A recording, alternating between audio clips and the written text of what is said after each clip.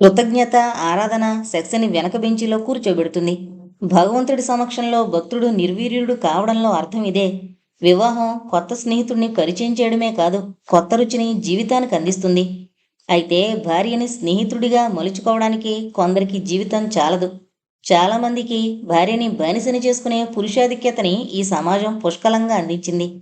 బ్రతకడానికే మొదట్నుంచి భార్య నవనీతాన్ని స్నేహితురాలు చేసుకోవడానికి ఎక్కువ శ్రమ పడనక్కర్లేకపోయింది. చాలా తరచుగా కష్టాలు మనల్ని దేవుడి స్ఫురణకి దగ్గర చేస్తాయి. కొందరిని కష్టాలు గట్టిగా అనుసంధిస్తాయి. అలాంటి అదృష్టవంతులు సంజీవి, నవనీతం. విచిత్రంగా ఏ చదువు లేని నవనీతం సంజీవి జీవితానికి చుక్కానయింది. కొందరు జీవితంలోంచే ఆదర్శాన్ని ఎంచుకుంటారు. పేదరికం నుంచి ఐశ్వర్యాన్ని అందుకున్న అదృష్టవంతుడు తరచుగా ఆ పేదరికం నుంచి పారిపోవాలనుకోడు. మరికొంతమంది కొందరి పేదలకైనా చేయూతనిస్తారు. సంజీవి దగ్గరకొచ్చే కేసుల్లో తనలాంటి దురదృష్టవంతుల కేసుల్ని ఎంపిక చేసేది నవనీతం. జీవితంలో అవినీతి బోల్డంత. అవినీతికి లోనైన మనుషుల్ని ఎక్కువ ఖర్చు లేకుండా కాపాడేవాళ్లు అతి తక్కువ. కనుక సంజీవికి పాపర్ వకీలు అనే పేరు అచిరకాలంలోనే కుదిరిపోయింది. అందుకు సంజీవి బాధపడలేదు. తన మాట విన్నందుకు నవనీతం పొంగిపోయింది. సర్వనాశనమైపోయిందనుకున్న బిడ్డ జీవితాన్ని పరిపుష్టం చేసిన అల్లుడికి భగవంతుడికి నైవేద్యం అమర్చినట్లు భక్తిగా వండి వడ్డించేది కైకవసి. ఎప్పుడూ సంజీవి ఇంటి చుట్టూ మనుషులుండేవారు. వారి దగ్గర డబ్బుండేది కాదు, కానీ మనసు నిండా కృతజ్ఞత ఉండేది. సంజీవి నవనీతం అంటే అపరిమితమైన భక్తి ఉండేది. కక్షిదారులొస్తూ దేవుడి దగ్గరికి వెళ్ళినట్టు ఏదో వస్తువు తెచ్చి భక్తిగా సంజీవి టేబుల్ మీద ఉంచేవారు. ఎలాంటి వస్తువులు? తొక్కుడు లడ్డు, బరంపురం పేలపుండలు, పాకం చెలిమిడి, మరికొందరైతే కొబ్బరికాయలు, పువ్వులు. ఒక్కొక్కసారి ఇత్తడి చెంబుతో పడమటింట్లో కాచిన పాలు, జున్ను తెచ్చేవారు. ఆకలి వేసిన వాడెవడు రెండుసార్లు భోజనం చేయడు. మనిషి బతకడానికి తగుమాత్రం ఆదాయం చాలు. అది పుష్కలంగా ఉంది సంజీవికి. అంతకు మించి చాలామందికి లేని ఆదరాభిమానాలున్నాయి. అన్నింటికన్నా చేస్తున్న వృత్తి అమితమైన తృప్తిని కలిగిస్తోంది. ఆ రోజుల్లోనే మనోవర్తి కోసం తాగుబోతు మొగుడి మీద దావా వేసిన ఓ అనాథ భార్య, 2 ఏళ్ల గుడ్డి కొడుకు సంజీవి దగ్గరికొచ్చారు. భర్త రిక్షా లాగేవాడు. వాడి సుఖవ్యాధుల కారణంగా కొడుక్కి కళ్ళు పుట్టుకతోనే పోయాయి. పెళ్ళైన 2 ఏళ్లకే ఇంకా వయసులో ఉన్న పెళ్ళాన్ని వదిలేసి కల్లుపాక నడిపే గున్నమని తగులుకున్నాడు. ఆ కేసుని పట్టుదలగా భర్త చేత పట్టించింది నవనీతం. సీత చాలా అందమైన పిల్ల. అంతే అందంగా పుట్టిన కొడుకు నారిగాడు. వాడికి రెండో ఏటికే తను పాచి పనిచేస్తున్న డబ్బుతో చెవులకి పోగులు కుట్టించింది. భర్త ఎప్పుడైతే ఇంటికి రాకుండా పోయాడో నవనీతానికి తన కథ చెప్పుకుంది. నవనీతం భర్త ద్వారా పంచాయతీ పెట్టించింది. గూడెంలో పెద్దలు సభ తీర్చి గురవయ్యకి 100-25 జరిమానా వేశారు. ఆ తర్వాత గురవయ్య ఊళ్ళోంచి పారిపోయాడు. గున్నమ్మే వాడిని దాచిందని చాలామంది చెప్పుకున్నారు. ఇంక వాడి మీద కేసేంటి? ఎవరి మీద తీర్పు చెప్పాలి? మరో 6 నెలలకి గురవయ్య కల్లుపాకలోనే దర్శనమిచ్చాడు. ఆ విషయం తెలిసి నవనీతం సీతని వెంటబెట్టుకుని వెళ్ళింది. ఆ చుట్టుపక్కల అందరికీ నవనీతం అంటే గౌరవం ఉంది. ఆమె కాళ్ల మీద పడిపోయాడు గురవయ్య. పెళ్ళాన్ని ఏలుకుంటానన్నాడు. వారం రోజుల్లో 100 రూపాయలు తెచ్చి ఇస్తానన్నాడు. సంకురాత్రికి ఇల్లు కుదుర్చుకుని పెళ్ళాన్ని తీసుకువెళ్తానన్నాడు. కానీ ఆ అవసరం లేకపోయింది. ఆ రోజుకి సరిగ్గా 22 రోజున కామెర్లతో హఠాత్తుగా చచ్చిపోయింది సీత. ప్రేమ సమాజం వారు శవానికి దహన సంస్కారాలు జరిపించారు. కుర్రాణ్ణి తమ సమాజంలో చేర్చుకుంటామన్నారు. నవనీతం ఆ గుడ్డి కుర్రాణ్ణి చూసి విలవిల్లాడిపోయింది. నారిగాణ్ణి మన దగ్గరే ఉంచుకుందామండి అంది సంజీవితో. సంజీవి ఆశ్చర్యపోయాడు. కాసేపు సమాధానం చెప్పలేకపోయాడు. ఇంతవరకు నువ్వు నిర్వహించిన పాత్రలన్నీ ఒకెత్తు, ఈ పాత్ర ఒకెత్తు. నారయ్య వెనక భయంకరమైన కథ ఉంది, విషాదం ఉంది. అవన్నీ మరిచిపోయి వాడికి కొత్త జీవితాన్ని ఇవ్వడం చాలా కష్టమైన పని. కాగా రేపు నువ్వు తల్లివైతే ఆ కుర్రాడు నిన్ను నష్టపోయే ప్రమాదం ఉంది అన్నాడు. అయితే నవనీతం అందరిలాంటి మనిషి కాదు. అందరిలాంటి జీవితం గడిపిన వ్యక్తి కాదు. తండ్రి ఎవరో తెలిసినా దూరంగా తల్లి నీడలో పెరిగిన వ్యక్తి. భర్త కాని వ్యక్తి సాంగత్యంలో పుట్టిన మనిషి. చిన్నతనం నుంచి తన జీవితంలో అవిటితనం ఉంది. ఆ అవిటితనాన్ని స్పష్టంగా గుర్తుపట్టింది నవనీతం. అలాంటి మరొక జీవితాన్ని సాకడం తనకేం కష్టం కాదు. తన కోరికని రెట్టించింది నవనీతం. సంజీవికి నవనీతం మీద కన్నా ఆమె పట్టుదల మీద, స్థైర్యం మీద మక్కువ ఎక్కువ. అందుకని ఆమెని వారించలేదు. ఆ విధంగా నారిగాడు నారాయణయ్యి కొత్తింట్లో తప్పటడుగులు వేయడం మొదలుపెట్టాడు. ఆ కుటుంబం విచిత్రమైన వ్యక్తుల సముదాయం. ఎక్కడో వారాలు చేసుకుని బతికిన అనాథొకరు, హత్యానేరం కింద శిక్షని అనుభవించిన ఇల్లాలు, మనసు విప్పి చెప్పుకోవడం చేతకాని మూగ తల్లి, ఎందుకు చేతులు మారాడో తెలియని వయసులో కొత్తింటికొచ్చిన 2 ఏళ్ల గుడ్డి బిడ్డ. జీవితంలో ఒక్క మలుపు విచిత్రంగా తిరగాలే కాని ఆ పైన జరిగేదంతా విచిత్రంగానే ఉంటుంది. చెంగల్రావుపేట పంజాకి 5 రోడ్లు కలుస్తాయి. పడమటి రోడ్డు వైపు 4 అడుగులు వేయగానే రోడ్డు మీద ఎలక్ట్రికల్ స్తంభాలకి కట్టిన 4, 5 గేదెలు కనిపిస్తాయి. పోలా పైడితల్లి నాయుడి పాడంతా రోడ్డు మీదే విస్తరించుంటుంది. ఆ రోజుల్లో సైకిళ్ళు, కార్లు ఇప్పుడున్నన్ని లేవు కనుక ఎవరూ నాయుడికి అభ్యంతరం చెప్పలేదు. పైడితల్లి నాయుడు శాపవశాత్తు భూలోకంలో పడిన గంధర్వుల్లాంటివాడు. ఉదయం 4 గంటలకే లేచి ఓ గోచి తువ్వాలు కట్టుకుని అన్ని గేదెల్ని గడ్డితో పామి కడుగుతాడు. ఆ పనిలో అతని భార్య, పిల్లలు చేయగలుగుతారు. ఉదయం 5 గంటల నుంచి అరుగుల నిండా గిన్నెలు పట్టుకుని కూర్చున్న చిన్న పెద్ద అంతా మూగుతారు. అందరికీ పాలు పితికి పంచుతాడు నాయుడు. నిజాయితీగా పాలల్లో నీళ్లు కలుపుతాడు. నీళ్లు కలిపిన విషయం వాళ్ళకి చెప్తాడు. నీళ్లు కలపని పాలకి ఖరీదు ఎక్కువ నిర్ణయిస్తాడు. 7:30కి దూడల్ని వదిలేస్తాడు. 10 గంటలకి శుభ్రంగా స్నానం చేసి కద్దరు పంచగట్టి కమ్మని నాటు చుట్ట వెలిగించి ఇంటి అరుగు మీద కొలువు తీరుస్తాడు. నాయుడు 18 ఏళ్లు పాకలో ఉండి ఈ మధ్యనే పెంకిటిల్లు వేశాడు. అతనికి 3 కూతుళ్ళు, కొడుకు. ఆలోచనలో కూడా చదువు జోలికి పోడు. సాయంకాలం బంగారం రంగు సిల్కు చొక్కా తొడిగి కూనేగా సెంటు రాసి చేతికి బంగారు గొలుసు తగిలించి ర్యాలీ సైకిల్ మీద షికారుకు వెళతాడు. చీకటి పడ్డాక బిస్కట్ బ్రాందీ అరసీసా తాగుతాడు. ఏ రోజు కనక మహాలక్ష్మి అమ్మవారిని దర్శనం చేసుకుందే నిద్రపోడు. ఏ మాట నీ అమ్మ అనకుండా మాట్లాడు. అతను ఈ మధ్యనే కాంగ్రెస్లో చేరాడు. వచ్చే పంచాయతీ ఎన్నికల్లో నిలబడతాడని నలుగురు చెప్పుకుంటున్నారు. అతని పెద్ద కూతురు గౌడి గేదెలా ఉంటుంది. పాలు పితకడానికి గేదె ముందు పొదుగు పట్టుకుని కూర్చుంటే గేదెతో పోటీ పడుతున్నట్టుంటుంది. దాన్ని పాడేరులో ఎక్సైజ్ కానిస్టేబుల్గా చేస్తున్న సుబుద్ధి పట్నాయక్ ఇచ్చి పెళ్లి చేశాడు. సుబుద్ధి దుర్బుద్ధి కలవాడు. మామగారి ఆస్తిపాస్తులు, అంతస్తులు తెలిసి ఎన్నడూ పాడేరులో కాపురం పెట్టలేదు. శని, ఆదివారాల్లో పెళ్లాంతో కాపురం చేసి పాడేరు వెళుతుంటాడు. ఎన్నడూ విశాఖపట్నం బదిలీకి ప్రయత్నం చేయలేదు. అల్లుడికి అనువుగా ఉంటుందని ఆ రోజుల్లో తెన్నేటి విశ్వనాథం గారి చేత ఓ మాట చెప్పించుకుని ఇంట్లో ఫోన్ పెట్టించాడు. కొచ్చిన్ కేఫ్కి ఎదురుగా విశ్వనాథం గారి ఇల్లు. ఉదయాన్నే 7 గంటలకి నొరగలు కక్కే పాలు పితికి సిల్వర్ చెంబుతో పైడితల్లి నిలబడేవాడు. విశ్వనాథం బాబు ఎప్పుడు ఎదురుపడినా పాదాలకి వంగి నమస్కారం చేసేవాడు. ఎవరు వృత్తులు వాళ్ళు నిర్వహించడంలో కమిట్మెంటు, భక్తి పోని రోజులవి. పైడితల్లి నాయుడు గురించి ఇంత చెప్పడానికి కారణం ఉంది. ఆ చుట్టుపక్కల ఫోనున్న ఇల్లు నాయుడు ఒక్కడదే. పొద్దుటే పేడకడి తీసే నాయుడికి ఇంట్లో ఫోన్కి పొంతన లేదు. అయినా 2 కొసల్ని ఒడిసి పట్టుకున్నాడు నాయుడు. ఆధునిక జీవనానికి అరులు చాచిన జన్మతహా వచ్చిన వృత్తిని చిన్నచూపు చూడలేదు. ఈ రోజుల్లో అభివృద్ధిని సాధిస్తున్నామని నేల విడిచి సాము చేస్తున్న చాలామందికి ఆ రోజునే కనువిప్పు. పోలా పైడితల్లి నాయుడు. నాయుడి పరపతి డెట్రాయిట్లో తిరుమల దాకా పాకింది. కారణం ద్వారం వారి ఇంటి దగ్గరున్న వాసావారి ఇంటి దాకా ఆ 10 వీధుల్లో ఫోనున్న ఇల్లు నాయుడిదొక్కడదే. ఆ రోజుల్లో ఫోన్ అవసరం పెద్దగా ఎవరికీ లేదు. పాడేరులో అల్లుడు లేకపోతే నాయుడికి లేదు. ఏమైనా నాయుడి ఇంటి దగ్గరలోనే సుభద్రాచార్యులు వారున్నారు. ఆయన గొప్పవాడని నాయుడు విన్నాడు. జగన్నాథస్వామి కోవెలలో ఆయన ప్రవచనానికి ఓసారి ఎవరో చెప్తే వెళ్ళాడు. ఒక్క మాట నాయుడు బుర్రలోకి వెళ్ళలేదు. కాగా గుడి స్తంభానికి ఆనుకుని నిద్రపోయాడు. అంత సుఖంగా ఎప్పుడూ నిద్ర పట్టలేదు. విపరీతంగా గుర్రు పెడుతున్న అతన్ని మరో భక్తుడు మునుకుతో పొడిచి లేపాడు. వెంటనే గుడిలోంచి వచ్చేశాడు.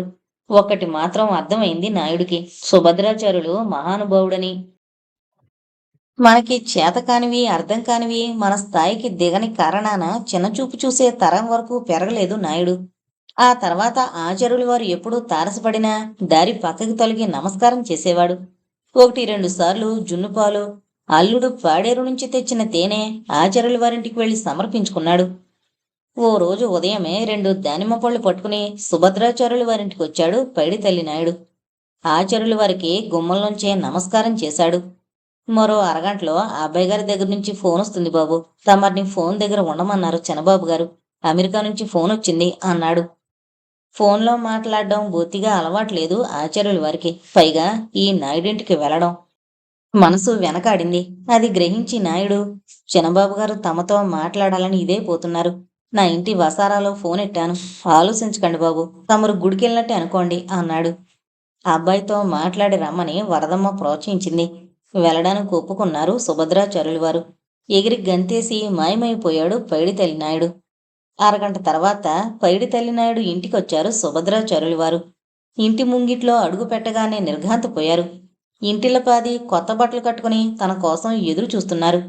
నాయుడు భార్య సాయిలమ్మ అయితే పొట్టుచీర కట్టుకుని గుడికి వెళ్ళడానికి సిద్ధంగా ఉన్నట్లు కనిపించింది. ఆ వసారా అంతా శుచిగా ఉంచారు. బల్ల మీద ఫోన్ కునేగా సెంటుతో అమర్చింది నాయుడు మూడో కూతురు. నాయుడు కద్దరు లుంగికి పొట్టు ఉత్తరీయం అరవఫక్కీలో నడుంకి బిగించి ఆచార్యుల వారికి ఆహ్వానం పలికాడు. మిరియాల పొడి వేసిన వేడిపాలు వెండి పళ్ళెంలో తీసుకొచ్చి నిలబడింది సాయిలమ్మ. ఆచార్యుల వారు నవ్వారు. ఇప్పుడేం తీసుకోను అన్నారు. మరో పావు గంటకి ఫోన్ మోగింది. America phone. ఆగాగి మాట్లాడాలి. ఆ రోజుల్లో ఇప్పుడున్నంత శాటిలైట్ నెట్వర్క్ లేదు. చాలా మజిలీలు దాటి రావాలి గొంతు. టెలిఫోన్ వైరుల్లో లీలగా మాత్రమే తెలుస్తోన్న తండ్రి గొంతు వినగానే ఆనందంతో కళ్ళనీళ్లు తిరిగాయి తిరుమలకి. చిన్నా అని పిలుస్తున్నప్పుడు ఆచార్యుల వారి ఆర్తి టెలిఫోన్ అవసరం లేకుండానే అమెరికా వరకు ప్రయాణం చేస్తున్నట్టు అనిపించింది. ఆయన గొంతు గాదిగదికమైంది. ఆయన ఎక్కువ ప్రశ్నలు వేయలేదు. రోజు 2 పూటల ద్వయమంత్రం పఠిస్తున్నావా అని అడిగారు. తండ్రిని బాధ పెట్టకుండా ఉండాలని బరువుగా అబద్ధం చెప్పాడు తిరుమల. దాదాపు 20 నిమిషాలు మాట్లాడాడు. అనర్గళంగా అమెరికా కబుర్లన్నీ చెప్పాడు. అమ్మ క్షేమ సమాచారాలు అడిగాడు. వెంకటాచలం ఆరోగ్యం గురించి, సంజీవి ప్రాక్టీస్ గురించి అడిగాడు. తిరుమల మనస్సులో 24 ఏళ్లు పెరిగిన ఇండియా జ్ఞాపకాలు ఒక్కొక్కటే దూసుకొచ్చాయి. సుభద్రాచార్యులు గారికి మాత్రం అమెరికా గురించి ఒకటే తెలుసు. అక్కడ తన కొడుకు ఉన్నాడని, తనకి కూతురు పుట్టిందని చెప్పాడు తిరుమల ఆనందంగా. మీ మామగారున్నారు. జాతకం చూసి చక్కని పేరు నిర్ణయించి బారసాల జరిపించు అన్నారు సుభద్రాచార్యులు వారు. తిరుమల నవ్వుకున్నాడు. అమెరికాలో పుట్టిన బిడ్డ కారణంగానే అమెరికా పౌరసత్వం వస్తుంది. అందువల్ల ఆసుపత్రి వదిలేలోగానే ఆ బిడ్డ పేరు నమోదు కావాలి. వాడిని ఆసుపత్రి నుంచి పంపేస్తోన్న 3వ రోజునే బిడ్డ పేరేంటని ఆసుపత్రి ఉద్యోగులు అడిగారు. తిరుమలకి వెంటనే తల్లి పేరు, నాయనమ్మ పేరు జ్ఞాపకం వచ్చాయి. ఆలోచించేలోగానే పాడ్ నాన్సీ అని చెప్పేసింది. అదేంటి అన్నాడు తిరుమల ఆశ్చర్యంగా. అది మా ఆఫీసులో నా కొలీగ్ పేరు. ఆవిడంటే నాకు చాలా ఇష్టం. ఈజ్ ఇట్ నాట్ లవ్లీ అంది పాడ్. ఆ పేరు విషయం తండ్రికి చెప్పలేదు. 20 నిమిషాల తర్వాత తృప్తిగా ఫోన్ పెట్టేశారు. ఆ ఆనందంలో మిరియాల పాలు గటగటా తాగారు. ఇంటికొచ్చి రోజంతా వరదమ్మకి టెలిఫోన్ సమాచారం తిప్పి చెప్పారు. ఇది కేవలం ప్రారంభం. అటు తర్వాత 30 సంవత్సరాలు, కేవలం 30 సంవత్సరాలు. ప్రతి 15 రోజులకి కొడుకుతో మాట్లాడుతూనే ఉన్నారు సుభద్రాచార్యులు. తండ్రితో కొడుకు లంకే నెలకి 2 టెలిఫోన్ కాల్స్, బోల్డన్ని డాలర్లు. ఆచార్యుల వారికి అవసరం లేని డాలర్లు. కొడుకంటే ఎవరు? జీవితాంతం ప్రతి 15 రోజులకి భూగోళానికి అటువైపు నుంచి ఆత్రంగా వినిపించే ఓ గొంతు. గుమ్మంలో సుభద్రాచార్యుల వారిని వరదమ్మని చూసి ఆశ్చర్యపోయాడు వెంకటాచలం. ఆది దంపతుల్లా దర్శనమిచ్చిన వారిద్దరినీ చూసిన దగ్గర నుంచి తన వణుకు మరింత ఉధృతమైపోయింది. సుభద్రాచార్యుల వారిలో ఆవేదన ఎన్నడూ ముఖంలో ప్రతిబింబించదు. అలాంటిది వణికిపోతున్న వెంకటాచలాన్ని పొదివి పట్టుకున్నారు. అలాగే లోపలికి నడిపించి మంచం మీద కూర్చోబెట్టారు. జైవాణి డ్యూటీకి వెళ్ళింది. విక్టోరియా కూడా ఇంట్లో లేదు. వెంకటాచలం ఒంటరిగానే ఉన్నాడు. ఈ ఆరోగ్యం బాగలేదని తిరుమల చెప్పాడు. ఒక్క మాట మాత్రమైనా చెప్పకూడదా అన్నారు ఆచార్యులు వారు. అందరి కష్టాలు నెత్తిన వేసుకోవడం అలవాటు. నా కష్టాన్ని ఎవరికీ పంచకూడదని ఇంట్లో కూర్చున్నాను. తప్పనిసరిగా నెత్తిన వేసుకున్న వాళ్ళిద్దరున్నారు. జయ, విక్కు. ఇద్దరూ ఇంట్లో లేరు అన్నాడు వెంకటాచలం. ఆ అబ్బాయి నీ గురించి ఎప్పుడూ అడుగుతాడు. నిజానికి వాడే నన్ను గుచ్చుగుచ్చి అడిగాడు. ఊళ్ళో ఉన్న నీ గురించి అమెరికాలో ఉన్న అబ్బాయి చెప్తే కానీ తెలియలేదు అన్నారు. కుర్రవాణ్ణి పొట్టుదలగా చదివించి మిమ్మల్ని ఒంటరం చేసిన పాపమేమో అన్నాడు వెంకటాచలం. నవ్వారు ఆచార్యులు వారు. 10వ ఏటే నందవంజరం రేపల్లె వదిలి వెళ్ళిపోయారు శ్రీకృష్ణస్వామి. తమని మరిచిపోయాడని ఆ కుర్రాడి ముందు గోపికలు కినుకు వహించారు. కానీ వెళ్ళకపోతే ఎలా? అవతార ధర్మమంతా అటువైపు ఉంది. వాడి జీవితం వాడిది. వరదమ్మ కళ్ళు తుడుచుకుంది. పురాణాల అవగాహన ఊహించలేనంత బలాన్ని ఈ ఇద్దరి మనసులకి ఇచ్చింది. వాటి పరమార్థం అదేనేమో. నేను నీకు ఎలాంటి ఉపకారము చేయలేను. అన్నింటా పేదవాణ్ణి. ఒక్క పని చేస్తాను అని లేచారు సుభద్రాచార్యులు వారు. అదేంటో అర్థం కాలేదు వెంకటాచలానికి. రేపు నీకు వంట చేసి పెట్టద్దని మీ ఆవిడికి చెప్పు అని లేచింది వరదమ్మ. ఆ దంపతులిద్దరూ మనసులో ఏదో కూడబలుకునే వచ్చారని వెంకటాచలానికి అర్థమైపోయింది. ఏంటది? మరునాడు ఉదయం 6 గంటలకే సుభద్రాచార్యులు వారు, వరదమ్మ వెంకటాచలం ఇంటికొచ్చారు. ఆచార్యులు వారు వంగపండు రంగు పంచె, ఉత్తరయం, ఊర్ధ్వ పుండ్రాలతో సాక్షాత్తు విష్ణుమూర్తిలా వెలిగిపోతున్నారు. బంగారు రంగు చీర పింజపోసి కట్టి ఎర్రటి చూర్ణాన్ని నుదుటిన ధరించి సాక్షాత్తు గోదాదేవి గుమ్మంలో అవతరించినట్టు నిలబడింది వరదమ్మ. ఇద్దరూ 2 సంచులతో వచ్చారు. సంచిలోంచి చిన్న కిరసనాలు, స్టవ్, గిన్నెలు వరండాలో పెట్టుకున్నారు. ఆచార్యులు వారు వ్యాసపీఠాన్ని పెట్టుకుని దానిమీద రామాయణం గ్రంథాన్ని ఉంచారు. మంచి చెడు మనకి కర్మ పరిపాకాలే. దేవుడు తప్పించలేడు. అవన్నీ సంచితాలు, కానీ ఉపశమనం కలిగించేటట్టుగా ఆశీర్వదిస్తాడు. ఈ వాటి నుంచి ఓ మండలం పాటు నీ ముందు సుందరాకాండ పారాయణం చేస్తాను. కాదు, చెప్తాను. నీ మనస్సు తేలికవుతుంది. రుగ్మత బరువు దిగిపోతుంది అన్నారు. కూర్చున్న కుర్చీలోంచి వెంకటాచలం అమాంతం నేలను పడి ఆచార్యుల వారికి సాష్టాంగ పడిపోయాడు. ఈ 40 రోజులు నా చేత్తో ఇంత అన్నం తినిపిస్తానయ్యా అంది వరదమ్మ. ఉపకారం గొంతు పెద్దది. కంగుమనే గొంతుతో పూజాతం రామ రామేతి అంటూ ఎత్తుకున్నారు ఆచార్యులు వారు. ఎప్పుడొచ్చారో జైవాణి, విక్టోరియా వీధి గుమ్మం మెట్లు దగ్గరే కూర్చుండిపోయారు. రామభక్తుడు మారుతిస్వామి అనుగ్రహంతో లంకకు లంఘించాడు. ఆనాటి శ్రవణం పూర్తయ్యేసరికి అరిటాకులో గుమగుమలాడుతూ పచ్చకర్పూరం, జీడిపప్పు, బాదం, కిస్మిస్ వేసి చేసిన చక్కెర పొంగలి వడ్డించింది. 11 గంటలకి దంపతులిద్దరూ మాయమైపోయారు. వెంకటాచలం, జైవాణి, విక్టోరియా నోట మాట రాకుండా ఉండిపోయారు. శ్రీరంగం నుంచి రంగనాథుడు సాక్షాత్తు దేవేరితో వేంచేసి ఇంటి ముందు ప్రత్యక్షమైన అనుభూతి పొందారు. కృతజ్ఞత, విశ్వాసం ఈ రెండింటి రూపమే హనుమ. వర్ణసంకరమైన శ్రీ వైష్ణవుడింట్లో పరమ నిష్ఠాగరిష్ఠులైన సుభద్రాచార్యులు వారి సుందరాకాండ పారాయణకి అర్థం అదే. వరదమ్మ నైమిత్తిక కర్మలో మునిగి తేలిన సహధర్మచారిణి. అలా ప్రతిరోజు 40 రోజుల పాటు సుందరాకాండ పారాయణ ఆ ఇంట్లో జరిగింది. ప్రతిరోజు ప్రసాదాన్ని స్వయంగా వండి వడ్డించింది వరదమ్మ. ఎందుకమ్మా మీకు ఈ శ్రమ అంది జైవాణి. నా బిడ్డని ఆకాశంలో నిలబెట్టాడు మీ ఆయన. ఇక్కడ వండి వడ్డించిన ప్రసాదం పితృదేవతలు అంగీకరించడం లేదు. ఇక్కడి నుంచే నా కొడుక్కి ఆరగింపు చేస్తున్నాను అంది వరదమ్మ. కదిపితే చాలు పురాణం, పారలౌకిక ప్రసక్తి, బిడ్డ స్ఫురణ. ఆమెను చూసి ఎందుకో భయపడ్డాడు వెంకటాచలం. ఆచార్యుల వారి సుందరాకాండ పారాయణంలో ప్రశాంతతుంది.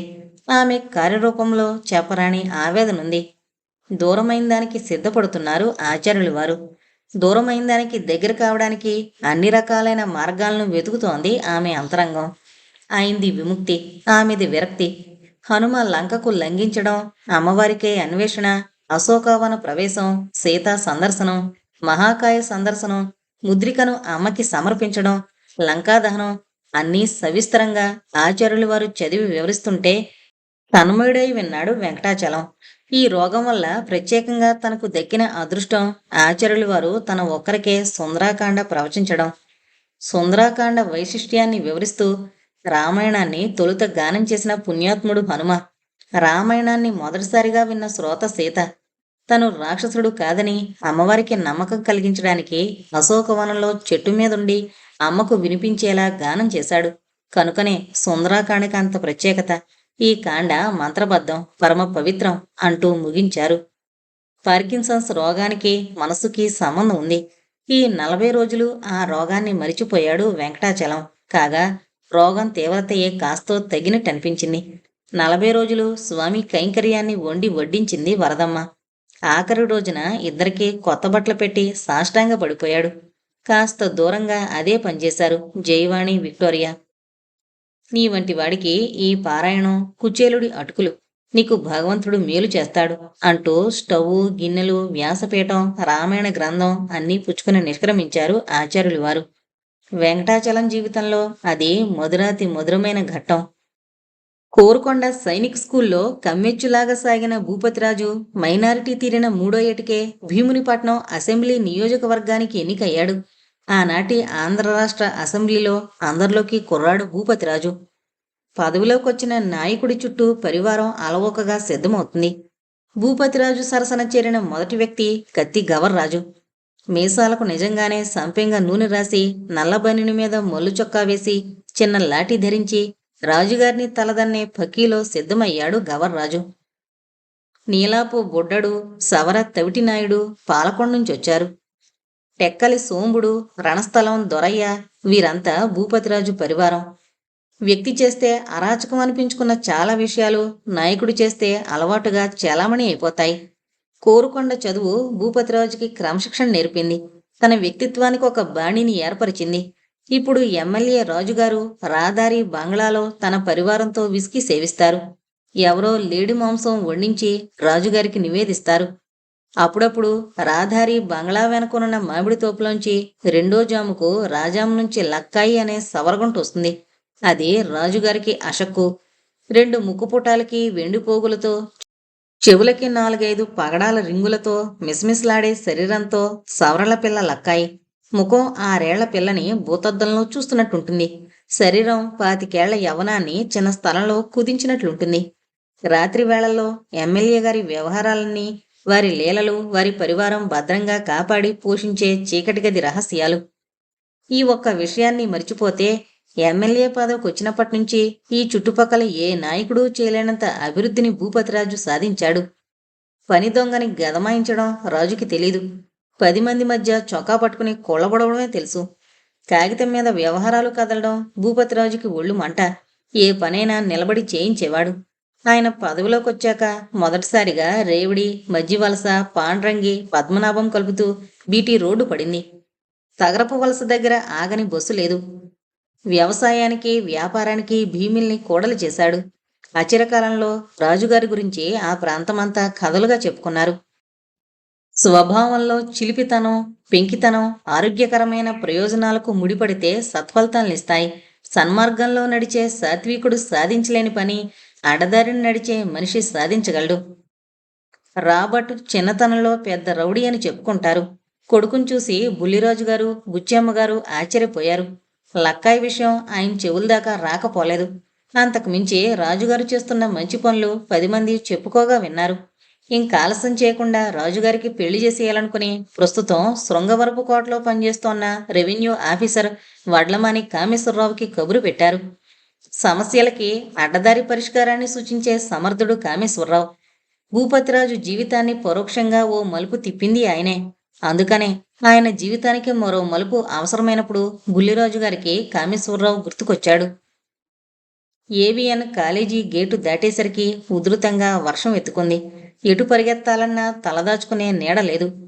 ఏడుపు వచ్చేసినంత పనైంది ఆండాళ్ళకి. అంతకు మించి పొడిగా ఉన్నప్పుడు గంభీరంగా, గౌరవంగా కనిపించిన సిల్కు చుడీదార్, చున్నీ వర్షానికి తడిసి శరీరానికి అంటుకుపోయాయి. ఆండాళ్ళకి కళ్ళనీళ్లు తిరిగాయి. ఏం చెయ్యాలో పోలుపోక వర్షంలో శిలా విగ్రహంలా నిలబడిపోయింది. చేతిలోని పుస్తకాలు తడిసి చిరిగి జారిపోయాయి. అప్పటికి మసగ్గా చీకటి ఆవరిస్తోంది. పక్కనే పరుగులు తీస్తున్న మనుషుల దృష్టి అదృష్టవశాత్తు వర్షం మీదుండి వర్షంలో తడుస్తున్న ఆ అమ్మాయి మీద లేదు. ఎదురుగా పులి కనిపిస్తే హఠాత్తుగా పరిగెత్తాలన్న ఆలోచన రాదు, స్పృహ ఉండదు. రిఫ్లెక్స్లు పనిచేయని సందర్భం అది. ఉన్నట్టుండి తన భుజం మీద వెచ్చటి తెల్లకోటు పడింది. ఎలా పడిందో ఎవరు వేశారో చూడకుండా కోటిని ఒంటికి లాక్కుంది. శరీరానికి వేడి, మనసుకి ధైర్యం క్రమంగా ఆక్రమించుకున్నాయి. తన నెత్తిన గొడుగు పట్టాడా వ్యక్తి. కళ్ళమీంచి ధారలు కారుతున్న నీటిని తుడుచుకుంది. ఆ వ్యక్తి కూడా కళ్ళ మీదకి జారుతున్న జుత్తుపాయిని సరిచేశాడు. చేతిలో తడిసి ముద్దైన పుస్తకాల్ని అందుకున్నాడు. పసితనంలో తన ఒడిలోకి తీసుకుంటున్న తల్లి లాలన గుర్తొచ్చింది ఆండాళ్ళకి. రోడ్డుకి మధ్యలో ఆ మసక వెలుగులో దక్కిన ఆదరణ నీటిలో కొట్టుకుపోతున్న మనిషికి కొయ్య దొంగ దొరికినట్టు అనిపించింది. అతని భుజాన్ని బలంగా పట్టుకుంది. నిలిచిపోయిన అడుగులు కదిలాయి. అతని ముఖం చూడగానే థ్యాంక్స్ అంది. అతనెవరు? సముద్రంలో మునిగిపోతున్న వ్యక్తికి చెయ్యందించిన మనిషిని ఆ ప్రశ్న ఎవరూ అడగరు. నిజానికి ఆ ప్రశ్న మనసులోనే నిలవదు. శరీరం తడిచిన చోట ఇంకా బయటికి కనిపిస్తోంది. కోటు బటన్స్ పెట్టుకోండి అన్నాడతను. అప్పుడు అతన్ని చూసి గుర్తుపట్టింది. అతను కూరమయ్య. గుర్తుపడుతూనే అతని భుజాన్ని వదిలేస్తూనే ఆమె శరీరానికి వర్షపు జల్లు పిడిలిమని కొట్టింది. గావుకేక పెట్టింది ఆండాళ్ళు. ఆమెని గువ్వపెట్టలా దగ్గరకు తీసుకుని గొడుగు పట్టాడు కూరమయ్య.